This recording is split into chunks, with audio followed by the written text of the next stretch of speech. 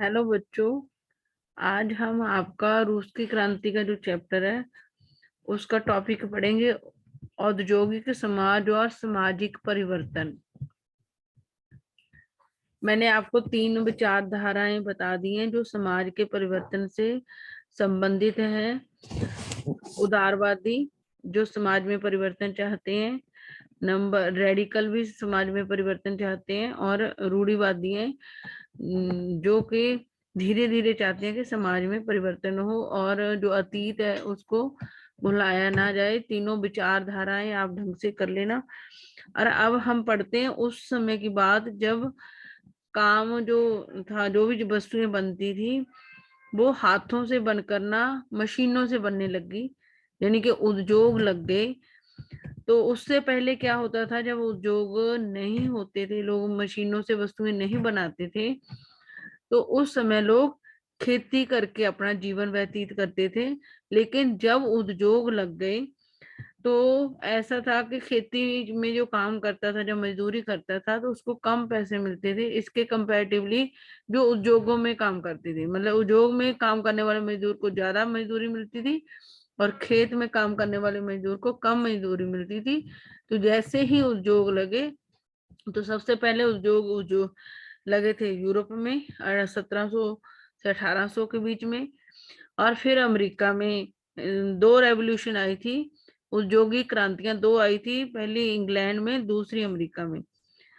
तो इस समय क्या हुआ था, हर बहुत सारी चीजें, या खेती खेती में भी मशीनों का इस्तेमाल होने लगा था, और बाकी जैसे हमने कपड़ा बनाते हैं या कुछ और चीजें बनती हैं उसको बनाने के लिए मशीनें आ गई थी। मतलब हाथों से काम इतना जल्दी नहीं होता था, उद्योगों से जल्दी होने लगा था काम।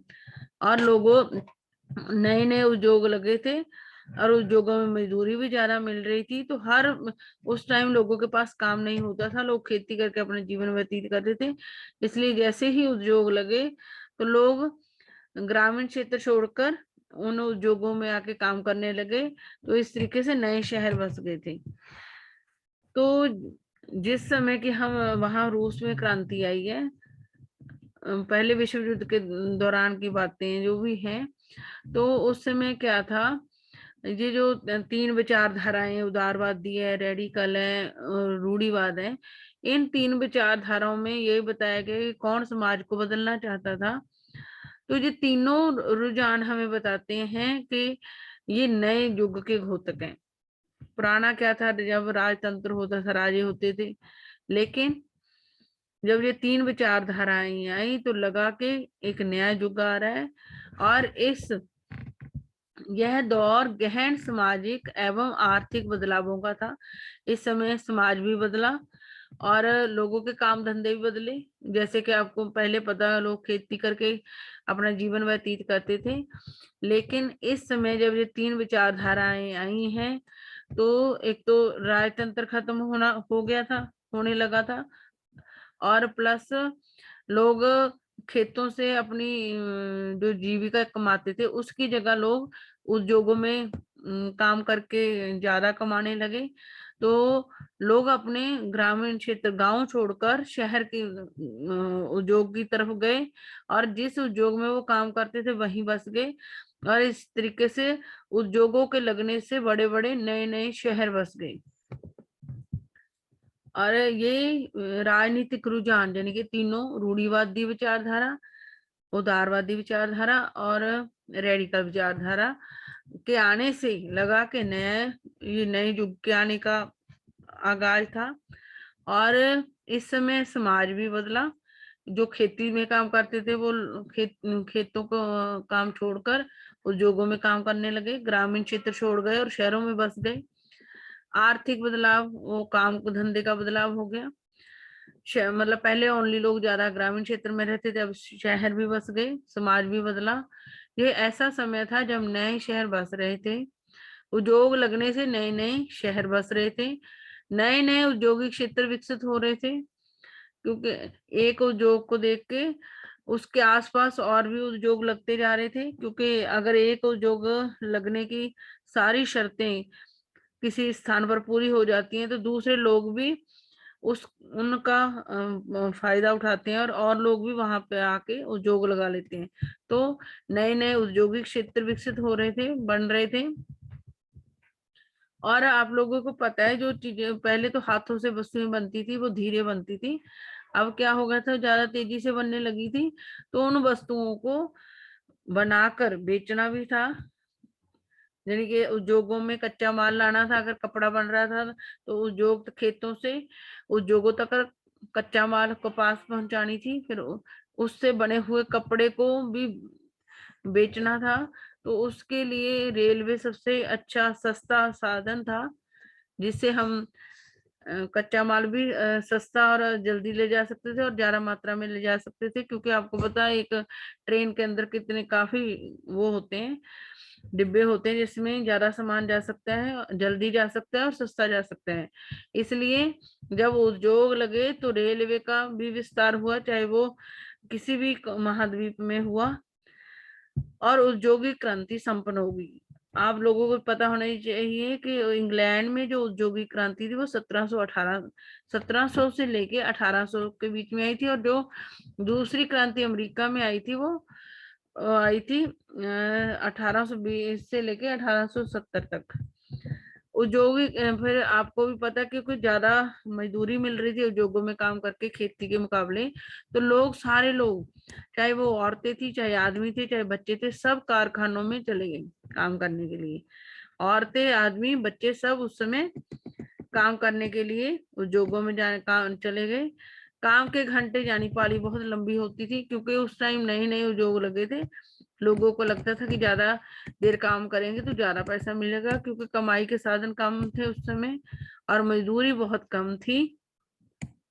बेरोजगारी आम समस्या थी। मजदूरी में आपको बताया कि खेतों में काम करके कम पैसा मिलता था और काम नहीं होता था लोगों के पास। आपको भी पता, खेती सीजनल होती है, मौसमी होती है।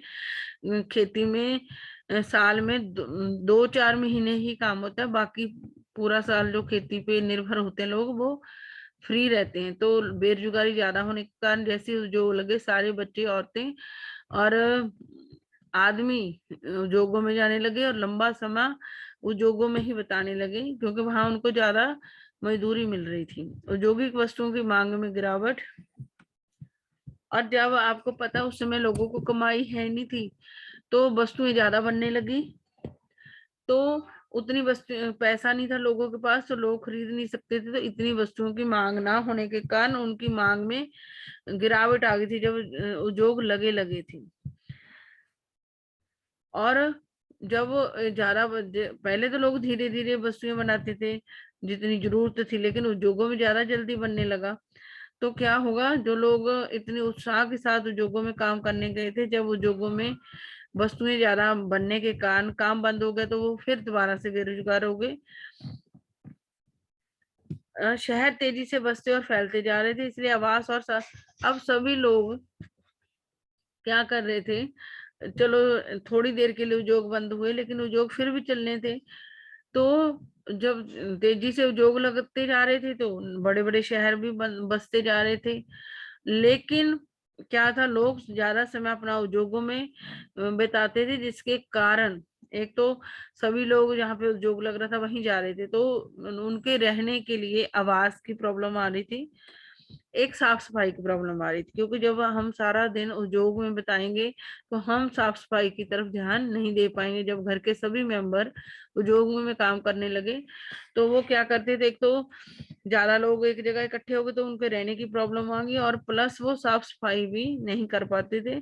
तो साफ सफाई का काम भी मुश्किल होता जा रहा था। उदारवादी और रेडिकल दोनों ही इन समस्याओं का हल खोजने की, लेकिन उदारवादी और रेडिकल जो चाहते थे कि राजतंत्र खत्म हो जाए और समाज बदले, वो इन समस्याओं को हल चाहते थे कि अगर उद्योग लग रहे हैं, क्योंकि रेडिकल और उदारवादी विचारधारा के लोग भी बहुत पैसे वाले थे और इन्होंने व्यापार से ही पैसा कमाया था।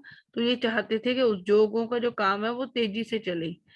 तो उनको ये पता था कि अगर उद्योग ढंग से चलाने हैं तो उद्योगों में काम करने वाले लोगों के रहने की व्यवस्था भी ढंग से की जाए और साफ सफाई की व्यवस्था की जाए, ताकि वो तंदुरुस्त रहें और उद्योगों को और आगे बढ़ा सकें। लगभग सभी उद्योग व्यक्तिगत स्वामित्व में थे, और जो भी उद्योग लगता था वो किसी ना किसी व्यक्ति के स्वामित्व में होता था, यानी कि व्यक्ति, कोई ना कोई व्यक्ति उसका मालिक होता था। बहुत सारे रेडिकल और उदारवादियों के पास भी काफी संपत्ति थी, काफी पैसे वाले थे उदारवादी और रेडिकल लोग, और उनके जहाँ बहुत सारे लोग नौकरी करते थे। जब वो उनके पास पैसा था तो कोई ना कोई, ज्यादा वो उद्योग लगा रखा होगा, कोई ना कोई काम धंधा तो वो करते होंगे उदारवादी और रेडिकल, और वो बहुत सारे लोगों को क्या देते थे, काम देते थे, नौकरी देते थे। उन्होंने व्यापार या औद्योगिक व्यवसायों के जरिए धन दौलत इकट्ठा की थी। जो उदारवादी और रेडिकल लोग थे, जो समाज में बदलाव चाहते थे, उन्होंने व्यापार करके या उद्योग लगाकर धन दौलत कमाई थी। और जिस व्यक्ति की धन दौलत जिस भी जरिए से आती है, अगर उनकी धन दौलत रेडिकल और उदारवादियों की जो दौलत थी उद्योगों के द्वारा आ रही थी, तो उद्योग किसके सहारे चल रहे थे, मजदूरों के सहारे। तो इसलिए अगर मजदूरों को साफ सुथरी जगह रहने के लिए नहीं दी जाती तो वो बीमार पड़ जाते, और उद्योग लंबे समय तक ना चल पाते, और ये जो लोग उद्योग लगा रहे थे वो पैसा भी ना कमा पाते। इसलिए रेडिकल और उदारवादी पैसे वाले थे, उद्योग लगाकर पैसा कमा रहे थे, तो वो चाहते थे कि मजदूरों की साफ सफाई वाली समस्या और रहने की समस्या का हल निकाला जाए। इसलिए वह चाहते थे कि इस तरह के प्रयासों को ज्यादा से ज्यादा बढ़ावा दिया जाए। उन्हें लगता था कि अगर मजदूर स्वस्थ हो और नागरिक पढ़े लिखे हो तो इस व्यवस्था का भरपूर लाभ लिया जा सकता है। रेडिकल और जो रेडिकल और उदारवादी थे, उनको पता था कि उद्योगों से उन्हें कमाई हो रही है, तो इसलिए वो ये सोचते थे कि अगर जो उद्योगों में काम करने वाले मजदूर हैं, अगर उनका स्वास्थ्य सही रहेगा और वो पढ़े लिखे होंगे, तो औद्योगिक जो उद्योग लगा के पैसा कमाया जा रहा है, तो इस व्यवस्था का ज्यादा से ज्यादा लाभ लिया जा सकता है। ये लोग जन्मजात मिलने वाले विशेषाधिकारों के विरुद्ध थे, और जो नए आए थे, आपने उनकी विचारधाराएं पढ़ ली है। उदारवादी और रेडिकल क्या चाहते थे कि जैसे पुराने समय में अमीर लोगों को विशेष अधिकार मिले हुए थे जन्म से, वो नहीं मिले होने चाहिए। व्यक्तिगत प्रयास व्यक्तिगत प्रयास, श्रम और उद्यमशीलता में उनका गहरा विश्वास था। वो चाहते थे कि हर व्यक्ति कोशिश करे, मेहनत करे, और कोई ना कोई मतलब रिस्क लेकर काम करे, तो सही है। मतलब जैसे कि पुराने समय में हमने फ्रांस की क्रांति में पढ़ा था कि जो अभिजात वर्ग के लोग थे और पादरी लोग थे, अमीर लोग थे, उनको, वो तो पहले ही उनके पास बहुत पैसा था, लेकिन तीसरी स्टेट के जो लोग थे उनके पास, वो गरीब थे, रोज कमा के खाने वाले थे, फिर भी अमीर लोगों को जन्म से विशेष अधिकार मिलने के कारण उनको पैसा मिलता था, और उनको देना पड़ता था जिनके पास नहीं था। तो इसलिए ये लोग रेडिकल और उदारवादी चाहते थे कि समाज में किसी को भी विशेष अधिकार नहीं मिलने चाहिए। सब व्यक्तियों को कोशिश करके, मेहनत करके, और कोई ना कोई खतरा उठाकर वो करना चाहिए, काम करना चाहिए। और अगर उस उनकी मेहनत, कोशिश और खतरे उठाने की आदत से अगर वो कुछ कमाते हैं तो ये सही है, लेकिन किसी को बैठे बिठाए नहीं मिलना चाहिए, जैसे कि पुराने समय में गरीब लोग, अमीरों को मिलता था। उनकी मान्यता थी कि यदि हर एक को व्यक्तिगत स्वतंत्रता दी जाए, गरीबों को रोजगार मिले और जिसके पास पूंजी है उन्हें बिना रोक टोक काम करने का मौका दिया जाए, तो समाज तरक्की कर सकता है। और रूढ़िवादी और रेडिकल क्या चाहते थे कि एक तो विशेष अधिकार ना मिले, एक सभी व्यक्ति मेहनत करके कमाएं, अपना फ्री बैठ के ना खाएं, और उनकी क्या मान्यता थी कि हर एक व्यक्ति को स्वतंत्रता दी जाए, और जो गरीब लोग हैं उनको काम मिले ताकि वो कमा के खा सके, और जिन लोगों के पास पैसा है उनके ऊपर सरकार कोई रोक ना लगाए, जैसे वो काम करना चाहता है अमीर व्यक्ति वैसे कर सके, तो समाज तरक्की कर सकता है। इसी कारण 19वीं सदी के शुरुआती दशकों में समाज परिवर्तन के इच्छुक बहुत सारे कामकाजी स्त्री पुरुष उदारवादी और रेडिकल समूहों में पार्टियों के गिर्द गोलबंद हो गए थे। क्योंकि जो आज आपने देख लिया ये उदारवादियों की विचारधारा और रेडिकलों की आपने पहले ही पढ़ी है, और इसमें भी आपने देख लिया कि वो पैसे वाले हैं उदारवादी और रेडिकल, और वो क्या चाहते हैं, उद्योगपति आगे बढ़े, पैसे वाले लोग आगे बढ़े, गरीबों को रोजगार मिले, चाहे वो अपने फायदे के लिए ही चाह रहे हैं। तो जब वो कह रहे थे कि गरीब लोगों का को स्वस्थ रखना चाहते थे ताकि उनके उद्योग चल सके, उनको काम देना चाहते थे, तो सभी गरीब लोग रेडिकल लोगों के, जो रेडिकल और उदारवादी विचारधारा के लोग थे, उनके इर्द गिर्द, और जो चाहते थे, राजाओं से दुखी हो चुके थे और जो चाहते थे कि राजतंत्र खत्म हो गए, अमीर लोगों को जो विशेष अधिकार है वो खत्म हो जाए। और इसकी बात कौन कर रहा था, रेडिकल और उदारवादी यही चाहते थे कि राजतंत्र खत्म हो गए, हर व्यक्ति को काम मिले, और जो पैसे वाला व्यक्ति वो उद्योग लगाए। और इन्होंने कहा था कि गरीब लोगों के लिए रहने के लिए साफ सुथरी जगह दी जाए, उनको स्वस्थ रखा जाए, ताकि समाज तरक्की कर सकता है। तो इनकी सोच को देखकर जितने जो भी गरीब लोग थे 19वीं सदी के शुरुआत के दशकों में, वो इन लोगों के समूहों के, उदारवादी और रेडिकल विचारधारा वाले लोग जहाँ होते थे वहां इकट्ठे हो जाते थे, उनके आस इर्द गिर्द इकट्ठा हो जाते थे गरीब लोग। क्योंकि गरीब लोगों को क्या चाहिए, अच्छा रहन सहन और नौकरी, और ये चीज रेडिकल और उदारवादी उनको दे रहे थे। यूरोप में 1815 में जिस तरह की सरकारें बनी, उनसे छुटकारा पाने के लिए कुछ राष्ट्रवादी, उदारवादी और रेडिकल आंदोलनकारी क्रांति के पक्ष में थे। यूरोप महाद्वीप आप लोगों को पता है, वहां पर 1815 में फिर राजधानी फ्रांस में जो क्रांति हुई थी वो 1789 में हुई थी। उस टाइम वहां से राजतंत्र हट गया था, लेकिन 1815 में फिर रूढ़िवादी लोग हावी हो गए थे और वहां पर राजतंत्र द्वारा आ गया था। तो जो राष्ट्रवादी, उदारवादी और रेडिकल विचारधारा के लोग थे, जो कहते थे देश बने, और उदारवादी रेडिकल लोग थे वो चाहते थे कि क्रांति हो दोबारा से, जैसे फ्रांस में हुई थी, और ये जो राजतंत्र वो खत्म हो जाए। फ्रांस, इटली, जर्मनी और रूस में ऐसे लोग क्रांतिकारी हो गए थे। उदारवादी, रेडिकल, राष्ट्रवादी लोग 4 देशों में, आप लोग याद रखना, फ्रांस, इटली, जर्मनी और रूस में क्रांतिकारी हो गए थे। और अब वो राजाओं को के तख्ता पलट का मतलब राजाओं को हटाना चाहते थे। राजाओं के तख्ता पलट का मतलब क्या, राजाओं को हटाना चाहते थे। राष्ट्रवादी कार्यकर्ता क्रांति के जरिए ऐसे राष्ट्रों की स्थापना करना चाहते थे जिनमें सभी नागरिकों को समान अधिकार प्राप्त हो, और जो चाहते थे कि देश बने। राष्ट्रवादी लोग क्या चाहते थे कि देश बने, राष्ट्र और देश का मतलब सेम होता है।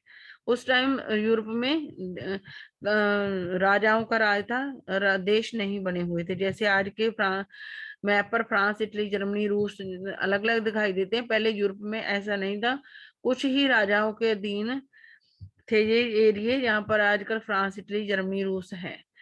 तो जो राष्ट्रवादी कार्यकर्ता थे वो क्या चाहते थे, देश बने, और ऐसे देश बने जिनके अंदर नागरिकों को, जो उस देश के अंदर लोग रहे उनको समान अधिकार मिले।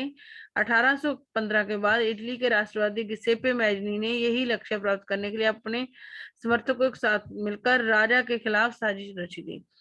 1815 में इटली में भी राजा विराजमान हो गए होंगे, राजा राज करने चल लग गया होगा, लेकिन वहां का एक गिसेप्पे मैजनी था जो चाहता था कि राजा राजतंत्र ना हो। तो उसने क्या करा, उसने अपने जो उसके साथ लोग थे उनसे, उनके साथ मिलकर अपने इटली के राजा के विरुद्ध साजिश रची थी। भारत सहित दुनिया भर के राष्ट्रपति उसकी रचनाओं को पढ़ते थे, और इटली के इस गिसेप्पे मैजनी की रचनाओं को बाकी देशों के लोग, जो राष्ट्रवादी थे, जो चाहते थे कि राज्य खत्म होकर देश बने, जिनको सरकार लोकतंत्री देश बने और उनको सरकारें चलाएं, चुनी हुई लोगों द्वारा चुनी हुई सरकारें चलाएं, वो भी गिसेप्पे मैजनी की रचनाओं को पढ़ती थी। ये गिसेप्पे मैजनी कहाँ का राष्ट्रवादी था, 1815 में इटली का, और इसने अपने समर्थकों के साथ मिलकर अपने देश के राजा के साथ साजिश रची थी, और इनकी रचनाओं को सभी राष्ट्रवादी पढ़ते थे। आज आप लोग इसको, इस वीडियो को बार बार सुनोगे तो आपको पता चल जाएगा कि जब उद्योग लगे थे तो उस समय दुनिया की स्थिति कैसी थी।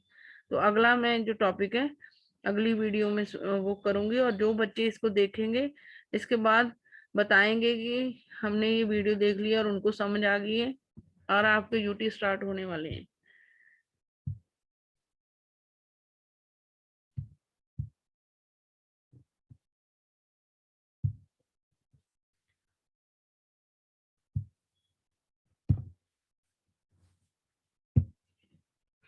इतनी तो शोर मचा है।